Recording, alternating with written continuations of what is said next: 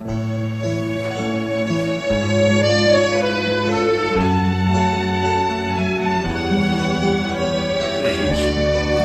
voltamos a falar sobre o reino de Deus. Este já é o 19º vídeo sobre esse tema. Já dissemos que um reino é um território governado por um rei. Então vamos recapitular. A palavra reino, ela vem do latim regno. Nesse território, as pessoas estão sujeitas a um rei. E ali o regime é a monarquia. Monarquia que é uma forma de governo em que o mais alto cargo não está sujeito à eleição, assim como acontece numa democracia, né? Ou outros tipos de governo. Então o monarca, ele é ungido de forma vitalícia e normalmente o seu reinado é hereditário. O rei, ele não precisa de autorização de nenhum súdito para tomar qualquer tipo de atitude, seja ela construtiva ou destrutiva. Ele pode fazer e também pode mandar seu exército destruir a fortaleza dos outros, né? Dos inimigos. É a vontade dele.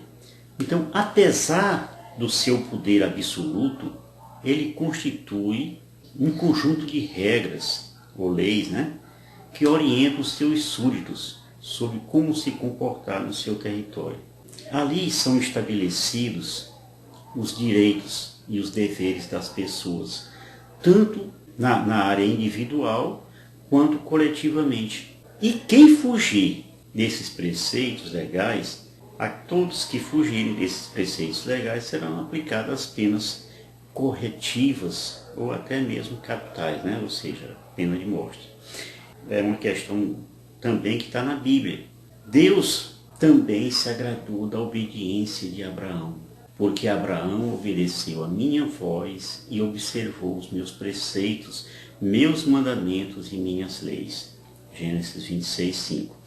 Deus também disse a Moisés: se ouvires a voz do Senhor teu Deus e fizeres o que é reto aos seus olhos, se inclinares os ouvidos às suas ordens e observares todas as suas leis, não mandarei sobre ti nenhum dos males com que acabrunhei o Egito, porque eu sou o Senhor que te cura. Êxodo 15, 26, né? Porém, Deus advertiu Moisés, quando ele disse: até quando vos recusareis a observar meus mandamentos e minhas leis? E depois, eu queria até que você, para não ficar muito comprido o vídeo, lesse com atenção todo o capítulo 21 do livro do Êxodo. Nesse capítulo estão lá as leis de Deus, tá bom? Noutro momento, Moisés veio referir ao povo todas as palavras do Senhor e todas as suas leis. E o povo inteiro respondeu a uma voz: faremos tudo o que o Senhor disse. E disse também o Senhor Deus ao seu povo: praticareis meus preceitos e observareis minhas leis, e a elas obedecereis. Eu sou o Senhor vosso Deus. Gente, eu estou colocando todas essas passagens para lhe dar embasamento, ou para mostrar o embasamento com que eu estou fazendo esse vídeo. Ou seja, mostrar o que seja o rei e o que acontece no seu reino, certo? E um exemplo simples, né? Uma passagem que eu rezo todo dia é essa: ouve, ó Israel, o Senhor nosso Deus é o único Senhor. Amarás o Senhor teu Deus de todo o teu coração, de toda a tua alma, de toda a tua força. Os mandamentos que hoje te dou serão gravados em teu coração. Deuteronômio 6, de 4 a 6. Lembremos que um rei não precisa prestar contas a ninguém, como acontece, por exemplo, numa democracia. No regime democrático, o chefe do governo, seja o seu presidente ou o primeiro-ministro, o que seja, ele exerce um poder relativo, pois quase tudo que ele vai executar, ele precisa da autorização dos deputados e dos senadores. Esses parlamentares, juntamente com o poder judiciário, eles fiscalizam esse governante e podem até mesmo substituí-los ou destituí-los do cargo, né? No caso do impeachment, por exemplo. Vocês estão entendendo a diferença? Nós não podemos comparar o reino de Deus com alguns reinos existentes atualmente. Na sua grande maioria, os monarcas são meras figuras de estampa. Esses reis, eles só cumprem uma função protocolar, recebendo delegações estrangeiras, por exemplo. Né? E em alguns casos eles agem como meros presidentes, assim, limitando-se a atuar como árbitro nos momentos de litígio político. Nós temos hoje 44 países que adotam a monarquia com diferentes formas de poder e função dos monarcas ou imperadores, certo? Essas 44 monarquias, elas estão divididas em dois grupos.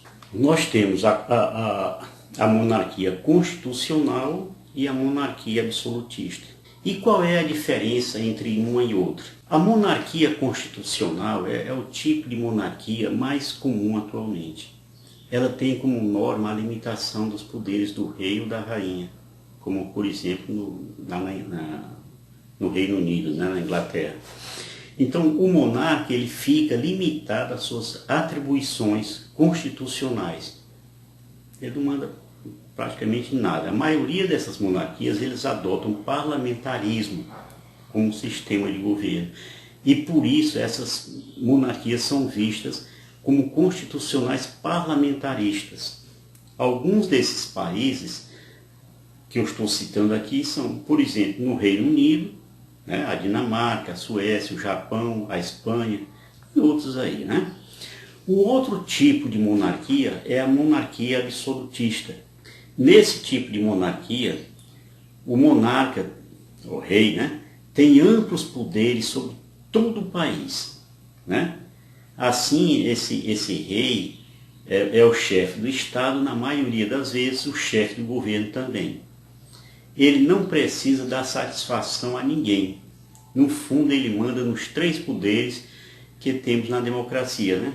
Poderes são esses: o poder executivo, o judiciário e o poder legislativo. No fundo, as monarquias mais conhecidas estão aonde? Na Arábia Saudita, em Omã, no Bahrein, no Brunei, e outros países aí, né? Retornar aqui ao nosso tema, né?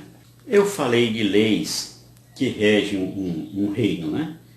Determinadas por esse mesmo rei. E que leis são essas? Os judeus, por exemplo, eles chamam de Torá, né? Que basicamente está no Pentateuco da nossa Bíblia, né? Que são os 5 primeiros livros da Bíblia: Gênesis, Êxodo, Levítico, Números e Deuteronômio. E Jesus falou dessas leis. Ele disse: não julgueis que vim abolir a lei ou os profetas. Não vim para as abolir, mas sim para levá-los à perfeição. Pois em verdade vos digo, passará o céu e a terra antes que lhes apareça um jota, um traço da lei. Aquele que violar um destes mandamentos, por menor que seja, e ensinar assim aos homens, será declarado menor no reino dos céus. Mas aquele que os guardar e os ensinar será declarado grande no reino dos céus. Isso aí está em Mateus 5, nos versículos de 17 a 19. Jesus Cristo é um rei, o rei dos reis, certo? Soberano de todo o universo, de tudo que existe, né? E tudo que foi criado. Talvez os sumos sacerdotes, os fariseus e os saduceus tivessem querido fazer dele, Jesus, um mero presidente ou um primeiro-ministro, coisa desse tipo, né? Para quê? Para que essa elite humana dominante pudesse manobrá-lo na hora que bem entendessem. E no momento oportuno, exigir dele que eles fizessem algum tipo de prodígio, né? Quem sabe eliminar os romanos na época, né? Tem sentido essa tese? Brincadeiras à parte. Se Jesus recusasse operar um só desses prodígios, seria pressionado pelo Sinédrio e muito provavelmente sofreria um impeachment. Já pensou?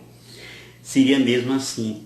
A diferença é que um presidente é resultado da votação feita pelo povo e pelos seus representantes. Um rei não é rei por votação. mas por herança ou por algum ato de vontade de quem tem autoridade para isso. Jesus já nasceu rei. Davi, ele se tornou um rei pela vontade de Deus, mas ele não nasceu rei. Lembremos o que diz João no capítulo 1, nos versículos de 1 a 3. No princípio era o Verbo, e o Verbo estava junto de Deus, e o Verbo era Deus. Ele estava no princípio junto de Deus. Tudo foi feito por ele, e sem ele nada foi feito.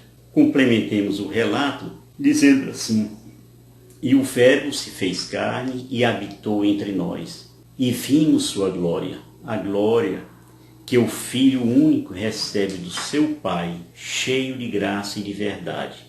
João 1, versículo 14. Vejamos outra diferença que existe entre um reino e uma democracia. Na democracia, as pessoas vão se tornando proprietárias das suas riquezas. Alguns irmãos nossos, eles compram terreno, prédios, automóveis e compram também consciências, né? É o jogo perverso, é a dominação pelo poder das armas e pelo poder econômico. É a dominação assim, por intermédio da força física e da intimidação religiosa, como está acontecendo, por exemplo, agora no Brasil. A intimidação dos pastores neopentecostais, intimidando seus fiéis a fazer aquilo que eles querem que façam, e não a vontade dos próprios fiéis. Tá? Pois bem, ou seja, num reino, tudo que existe pertence ao rei. A Deus pertencem as florestas, os rios, os mares, né, as plantas, os peixes e todos os animais, inclusive nós, seres humanos. Isso mostra bem a diferença que as pessoas materialistas não querem entender. Né? De fato, tentam impor critérios democratas onde eles podem ser aplicados. Tá certo?